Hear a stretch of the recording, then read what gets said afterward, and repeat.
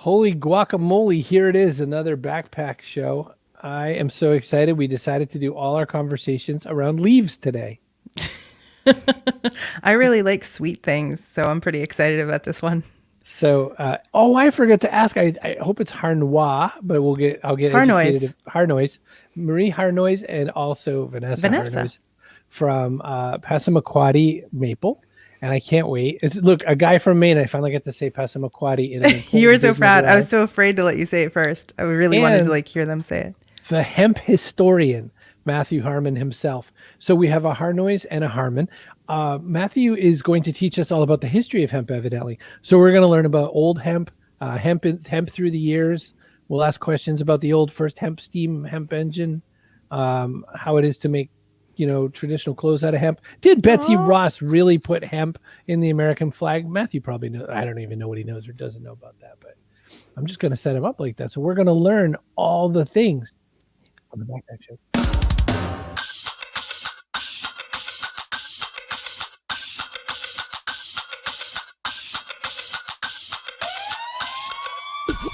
Welcome to the Backpack Show with your hosts, Chris Brogan and Carrie Gargone.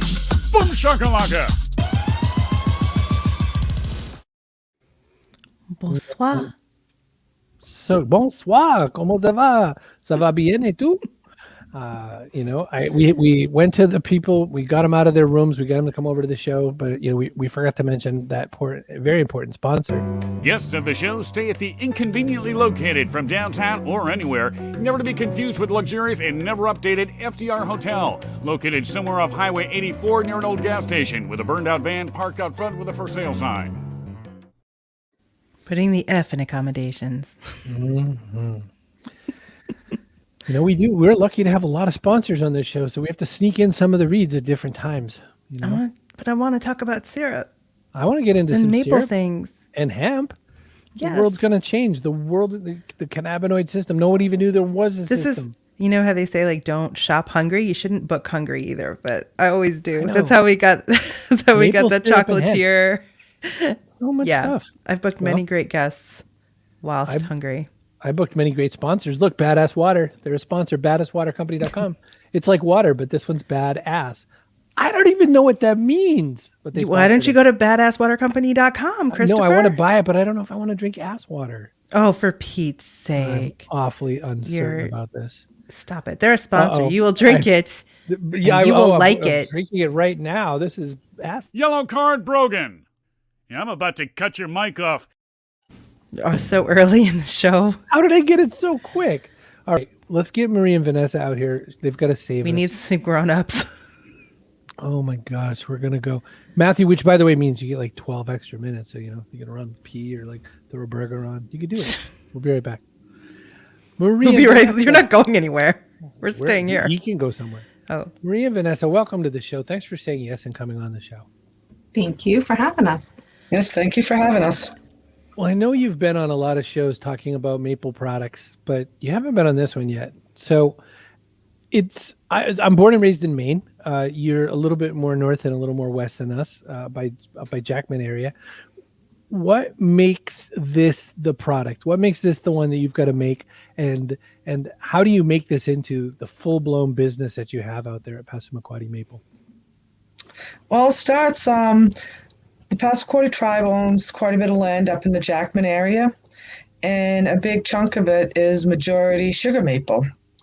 So being in Somerset County is the number one producer of maple syrup, the tribe decided to get into making syrup. It's in our roots. Our people have made it for generations, and I feel very fortunate enough that we are able to bring a tribal product to market.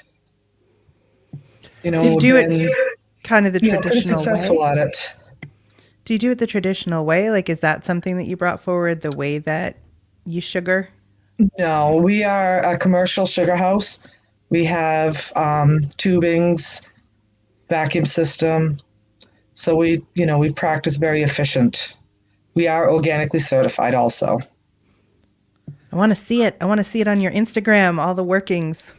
Oh yeah, I've got to dig up your Instagram while we're talking. But when you say that about tubing and vacuuming, that's a new piece to me. So I've seen it where I've seen the reasonably modern systems, but does that mean you like just suck it right out of the tree? Is that what's going on in that experience?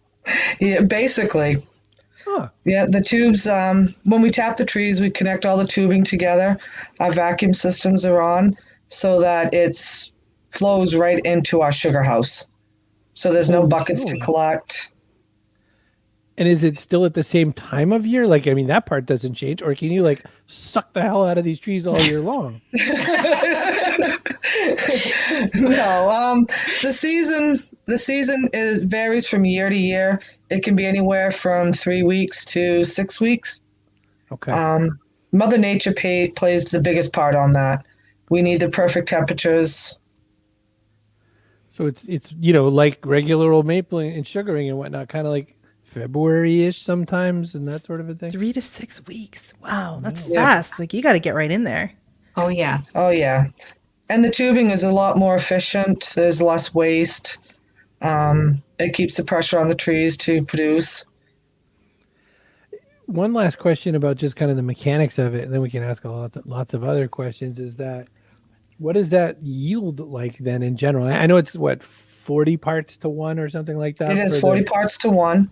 Yes. Depending on the sugar content of your sap that's coming in, it can go as high as 47, 48 to one.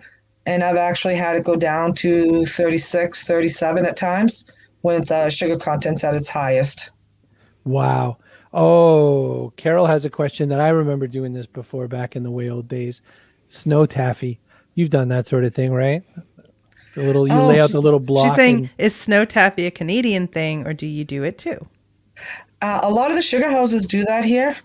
We've done it here just more for like when the kids come up to visit, for the kids, yeah. stuff like that. But it is a thing. That's You impressive. got to get your syrup to a very certain temperature and be able to pour it over and can roll it right up. So what's like fun. the ideal conditions? Like at what point are you like, yes, we are going to have the best possible like maple season ever?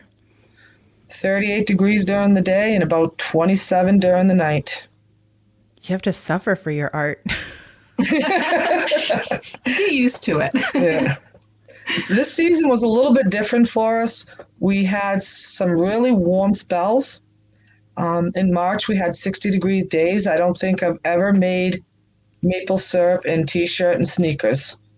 I'm usually wearing a sweatshirt, boots, but it was so warm it was t-shirt. So, but I've also made syrup when it's been extremely cold and we got 3 feet of snow falling. Does it taste different? I find the taste starts very light in the beginning of the season. As the season progresses and it gets a little bit warmer, the syrup will actually darken and it will get more of a maple flavor. So we have a bunch of questions. One of the things I want to show you before anybody gets all this time you've been like, whatever, maple syrup, whatever, fine. I can resist. You're not going to resist this. Look at this, maple pepper. Maple pepper. You have maple mixed in with pepper with garlic or habanero or just the original flavor. And I can't see the other one because the camera's in the way. Rosemary. That's another great main company that we work with. Okay, so you mix and match between those two things to make that. Yeah, the company is Highland Foods, and they actually are the producers of that. So it's maple sugar with pepper, sea salt, other flavorings. Come on. We're partnered with a lot of different companies. One of the recent ones that we just did was Red Camper out of Denver, Colorado.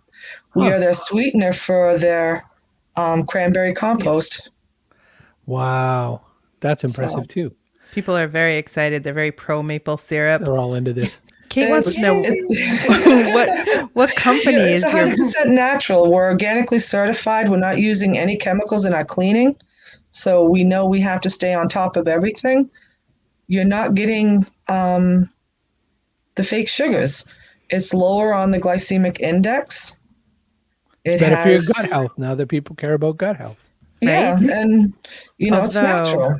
Apparently, it's a problem with keto. If you're on keto, you don't get to have it. And it's very upsetting for Kip and other people. And it's a great substitute.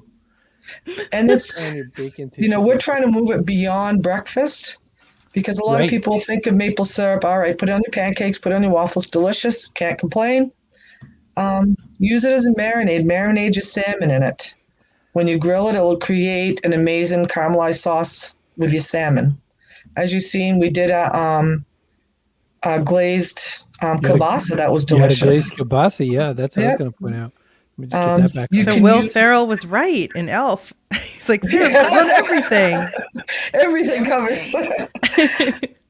Oh, that Your looks so apple good. pie. Use it as a sweetener for your apple pies. It's adds a very unique taste to it that is just amazing. It is delicious, and that's where the maple sugars come in. So you it's can not use your just maple syrup. sugars instead of the white cane sugar. Maple sugars too. Mhm. So we had one question. What company is your biggest customer? Like, do you sell only to individuals or do you sell to companies as well? No, we sell. We have a lot of wholesale accounts. I think. Would you say Moosehead Marketplace right now? I would say Moosehead Marketplace. Moosehead Marketplace, which is another online store, uses our products in a lot of their gift baskets. So we can get some. And Yeah. Kit wants to know that he says maple flavoring is very popular in Japan. Do you serve that market as well? We recently opened up international, and we are starting to ship worldwide. I think out of everywhere we've shipped, the biggest, I think, the most exciting order I ever seen come in was when we shipped our maple syrup to Quebec. Oh, yeah. That's That was a big. good one. So, that was like, oh, wow, they're buying our syrup in Quebec. Carol, are you going to let that stand? Go get some. Go get some. She's in Montreal. So a little friendly rivalry. See if we can get Carol to get some of your syrup too. I So, want some. we do have quite a few wholesales. We're actually growing our wholesale market. I mean, our main focus is our retail, our online store, and we're always looking to add different products, work with other companies to create products. And one of the products that we worked with was one of our pancake mixes, which is our. Oh, hey. Yeah. So it has the is maple, like, the in it. maple buttermilk pancake and waffle mix. I'm trying to get so you Oh, guys now can see it. that's a time saver right there. Yes. And it is absolutely delicious. And it's another main company that we work with, and we just drop off our maple sugar to go into this product. I want some. So can I get it in Nashville, Tennessee? Oh yeah, you can. We'll ship We'll anywhere. ship anywhere. Yes. Nice. So one That's thing why I was do the thinking about- booking. that's why you make good shows and good foods. One of the things we I'm thinking about as we're talking about this is that do you as also representing Passamaquoddy Nation, is some of this, some of that? Like if people come to your retail experience, do they get to learn a little bit about tribal background? Do they get to learn about where you're heading in the future? Do they get to learn about, any of that? Or is it just get that sugar and get out? Thanks for your money. Catch you No. later. Okay. I think one of the things when we first started, we used to do a lot of, pre-COVID, we'd do a lot of fairs, shows, different things like that, just to try to get our name out. We're brand new to the market. We had to let people know. And one of the biggest things that we heard a lot of was when they saw the name, if they didn't know us as a people, they associated us with Pete's Dragon. So The movie Pete's Dragon. I mean, I Right. remember the film, but I haven't The seen it since I was like, They tell a legend in the beginning about the Passamaquoddy people. So in that's the lands. and the lands. And we always get, you guys really exist? And it's like, oh, yes, quite a few of us. is it an okay legend though, or is it insulting? Because some of that early Disney stuff is like a little dicey. Actually, I don't think it was. I don't think it was. It's been a while since I've actually read the book. But it also gives us a chance to talk to them, and let them know who we are, who we are as a people. And we try to incorporate our culture and our language in our marketing, also on our labels. And it's just nice to get out and meet so many different people that have never had the opportunity to meet us or to know about our people. That we've been here, we're still here, and they like to hear those things, and they like that connection. The language is I'm going to say it wrong, aren't I? It's like Maliseet and Passamaquoddy. Am I saying it wrong? Yeah, we have, there is a Maliseet, Passamaquoddy dictionary. Our Okay. language is similar, but there is some differences. Are there projects involving that to kind of keep the language alive going Yes. forward? Okay. Yeah. Yeah. We do have, and I'm not sure, this is all pre-COVID, but they did start an immersion school, and they Cool. were starting with the 3-year-olds, I do believe. Cool. So, and there is bilingual taught in our school system so that our children know.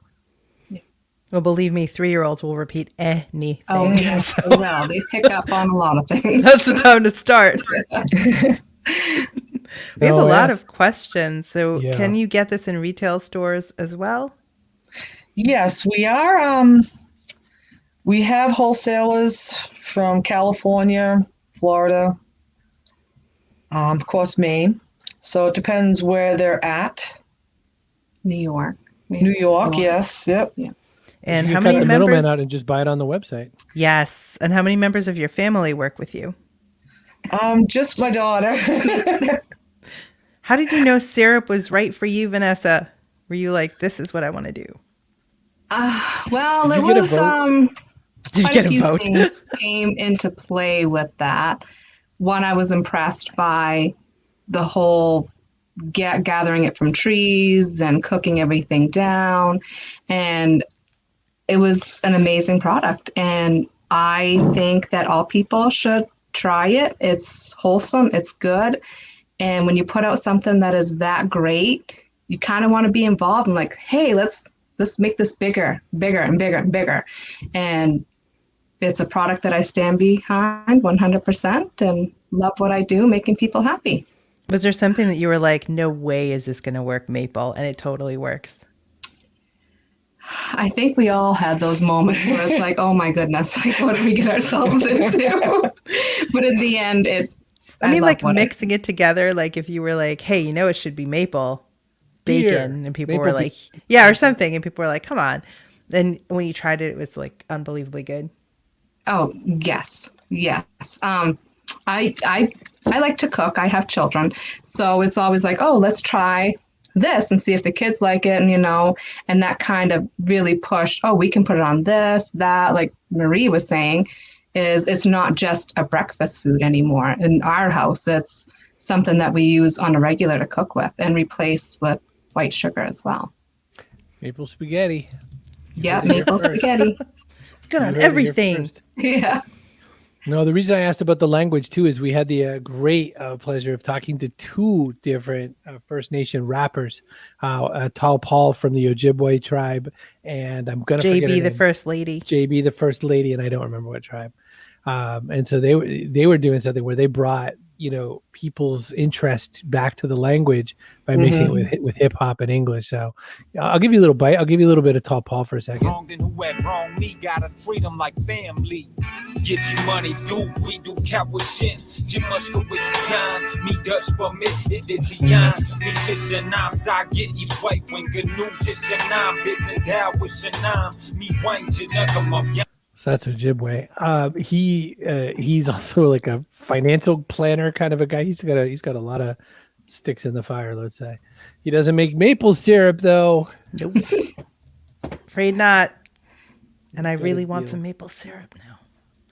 Jay, We'll have to get you out a package, Oh, Carrie. yes. This is what I do the booking for. It's the whole reason. but I just want to clarify because I feel like I know this, and I can order it from PassamaquoddyMaple.com, right? I could just get it shipped to me. Okay, good to know. People of Earth in this room, you can get it shipped to you. Listen, if you can, stick around. We're going to come back to you and ask you a couple questions at the end of the show. But if you got to run off. It's okay either way. But thank you so much for coming on and being part of the show with us. Right. Thank you. Thank you for Stick having around. us. Stay We're gonna if you have can. Questions if you can. All right, you never know. Boop. I booped them backstage. Yay. I love Hey. food shows. Do 2 or 3 more sponsors. If you don't like our faces, get our podcast. It's anywhere you can hear a podcast. Castos is the host, so get some Castos. Hey, do you want a .online account? Hey. You can have one. Hey, you can have one. cbrogan.me/online. You can get one for $1. You could have hemp.online. Maple.online. Maple.online, maybe. Want to make a show like this only better? cbrogan.me/StreamYard. Whack. Come on now. You could. Maybe Get it's a your better own show. maple syrup business. That's right. Well, maple everything business, I guess. One thing you might not know is I don't research anything, but I can just look up stuff by doing pre-search. Presearch.com is a search engine replacement without all that googly badness. If you're a little grumpy about Google, or if you don't want them owning everything you've ever looked at, go to presearch.com, the only the only search engine that pays you for looking at it. They pay you for looking at it. I only have 2 more to do. Should I do them? No. Yeah. No. I'm going to wait because I want to talk to Matthew. Me too. It's been a minute, right? Okay, hang on. Let me hit my button. Presearch.com. Okay. We You were switch still from talking about maple. how can you not? Listen, we're going to go from maple leaves to hemp leaves. And there's a lot to this. And so may or may not be very presidential looking, quite handsome, Matthew Harmon. How are you, sir? Excellent, excellent. Thank you. Can The I say hemp something about the historian. maple? I mean, Yeah. I love the maple syrup is more than breakfast. I mean, I'd love a cocktail with maple syrup. I mean, just there's so many. It just opens up a whole lot. It just changes everything. Vanessa's Maple down for syrup that, by the more way. I than think maybe bourbon. Yeah, Yeah, you're already making a lot of sense here, Matthew. yeah. Our friend, the Bourbon Bohemian. Maybe we should grab her and she'll tell Ramona us, yeah. Jackson. She's so good. She makes custom cocktail kits and ships them out every month to subscribers. So all the little ingredients and the different syrups that she makes and stuff like that come out, and she recommends what alcohol you should mix them with. So yeah, it could be great. And speaking about recommendations, I wanted to learn maybe, just off the cuff, how could a fella make $1 billion from hemp? That seems like a pretty big opportunity. When you think about it, it's a lot of the people are right now just thinking about CBD. They're thinking about marijuana, but the reality of this plant is it's so much more. And that's what sort of attracted me to the subject matter in some form and fashion. We're talking car parts, plastics, paper, replacing or supplementing industries that are already tens of billions of dollars. So the opportunity for an entrepreneur to dive into this industry and seek out a goal of $1 billion is easily achievable. As time goes on, I mean, we're at the sort of ground floor stage of what the opportunities exist. I liken it to the internet. It feels like that in a lot of ways. I mean, especially when people are quick to make fun of it because in their head, like you said, they think CBD, THC, have a nice day. But to your point, there's a lot of people who are worried about things like plastic waste, first-use plastic. Mattel just announced that they're going to have their toys. They're going to have kind of like a catch and release program where you send the toys back to Mattel. So there's a lot of people really thinking about this, Matthew, but not thinking enough about it. And so your point is, man, this is a real early industry that people should and could be getting involved in. What's your involvement beyond writing the book? If you could talk about that, are you already making plays in that space? I've gotten asked that question before. I have no plays in this industry. I look at it and I think I see most of the stuff, how do I say this respectfully, is low-hanging fruit. Everything that's out there right now is low-hanging fruit, essentially. And the real opportunities are down the road. We're just getting started with it. Hemp was decriminalized in 2018 with H.R. 2, the Farm Bill. And so it's changed the landscape and opportunities for this plant tremendously. I feel like I don't know nearly enough of the other use cases, and I bet you know 6 or so off the top of your head. So I think of it as anywhere that I can think of using plastic, though, like plastic chairs or plastic trays or shipping product, stuff or whatnot. There's a lot of ways. Make rope out of it and stuff. They make rope out of it. Sure. Yeah. Well, we'll talk about, I've got some examples here, and hopefully you've got your ropes. You got your ropes. I don't know. Hopefully it's clear enough, but you got your ropes. We're talking about an industry this is historic. I mean, this was a national security product in the colonial period. I mean, rope was everything on ships. It was the number 2 commodity in shipbuilding during the colonial period. And then when you talk about plastics and bioplastic, we'll show and tell. It's not a backpack, and I'm sorry about that. It's a briefcase made out of hemp. So this is not only is this a briefcase that can be used that's hard and sturdy, but it's also something like Mercedes-Benz is using this to make interior door panels, instead of carbon fiber. And so Henry Ford built a car, and that's the history of it. This is what really sort of turned me onto this. He built a car out of this product, prior to the criminalization of this product of cannabis. And It was built out of stuff like this, heavy duty resins and hemp fibers. As the hemp historian, I've read somewhere that Betsy Ross had put some hemp in her flag that she made, and then I read somewhere else that's just baloney. Can you weigh in on that at all? Yeah. So in doing the book, I did a tremendous amount of research, and there's a lot of people that are invested in this and have sort of created a lot of facts, some true, some not true, like Thomas Jefferson smoking marijuana on his porch, smoking hemp. Not exactly. There's no evidence to support any of that. It's not primarily the reason they were growing hemp back in the colonial period. As far as Betsy Ross's flag, I couldn't find any facts to substantiate that, but it's not impractical. I'll give you another story that's super relevant. Levi's jeans. Oh, and yeah.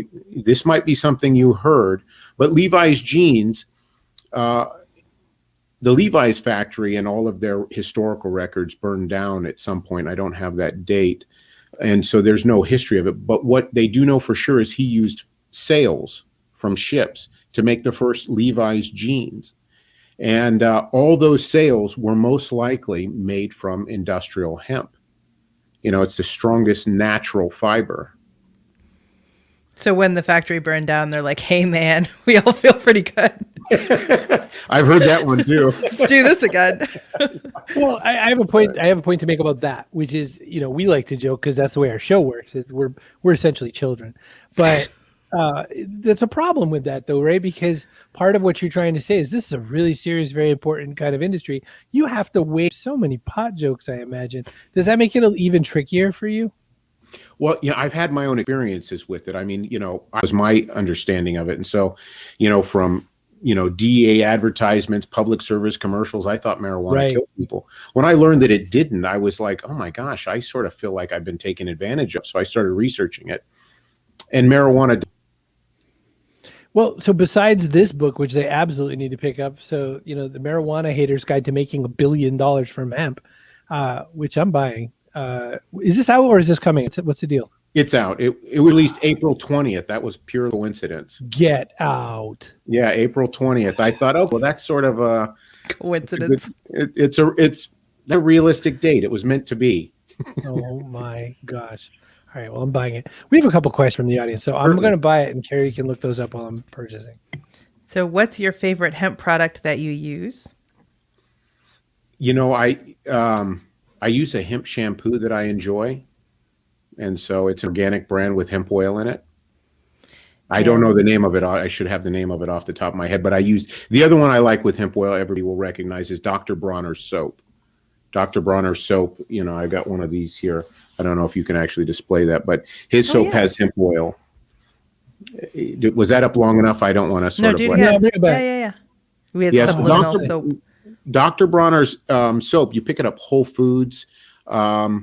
It's available. They don't sell it at Walmart, but there's a lot of other stores they sell it at. It's commercially available in a lot of retail locations, and it's got hemp oil. I love the soap. It's natural. It's organic. I mean, that's a big thing. Finding things that are sustainable, renewable, and that are good for you, and that are natural and organic. Coach Woodard had said, my son is looking into selling hemp ground cover for landscaping projects. So it's like an observation.